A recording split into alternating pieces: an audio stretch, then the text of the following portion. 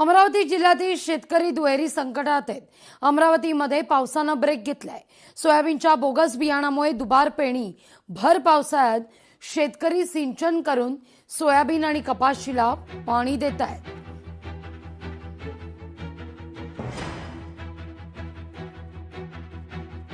या सगळ्याचा आढावा घेतला आपले प्रतिनिधी सूरज दहाट यांनी। अमरावती जिल्ह्यातील शेतकरी जो आहे विविध संकटाचा सामना सध्या करतो आहे। जर बघितलं गेलं तर सोयाबीनचं जे बियाणं आहे बोगस निघालं होतं। अनेक शेतकऱ्यांनी जर बघितलं गेलं तर बुस्टर कंपनी असेल ती हुतुतू असेल यासह विविध कंपनीचं बियाणं पेरलं होतं, मात्र त्यांचं सोयाबीनचं बियाणं जे 10 दिवसापासून पेरून सुद्धा निघालं नव्हतं। हुतुतू कंपनीचं बुस्टर या नावाचं कंपनीचं बियाणं पेरलेलं होतं, त्यामुळे ते 10 ते 15% निघालं।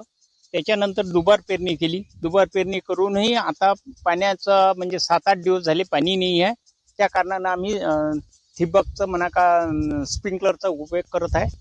काहीच नाही साहेब, तुकाराम मुंडे साहेबासारखा एखादा अधिकारी आणखी कृषी विभागाला जर दिला ना तर मला असं वाटतं हे सरळ बोगस बियाणाचं दडपून देईल। कारण का एकच शेतकरी नाही आहे, भरपूर जणांचे असे बियाणे आहे का ते निघाले नाही आहेत। प्रामुख्यानं बुस्टर कंपनीचं बियाणं हे पासिंग केलेलं नाही आहे आणि ह्या बॅगा कोणाच्या भरोशावर म्हणजे त्यांनी भरल्या गेल्या आणि प्रामुख्यानं मार्केटमध्ये कोणाच्या आशीर्वादानं आल्या हे सुद्धा संशोधनाचा विषय आहे।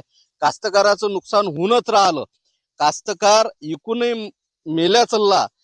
म्हणून जे कोणी अधिकारी याच्यामध्ये दोषी असेल त्यांनी प्रामुख्यानं या बियाणाच्या कंपनीवर कारवाई तर केलीच पाहिजे, परंतु त्या बियाण्याच्या संदर्भात ज्या कंपनीचे बियाणे असन त्यांनी शेतकऱ्यासाठी मदत सुद्धा केली पाहिजे, हे जेवढी या निमित्तानं त्यांना म्हणणं आहे, सांगणं आहे। सूरज दहाट, लोकशाही मराठी, अमरावती। लोकशाही मराठी ऐका, पहा, जागरूक रहा।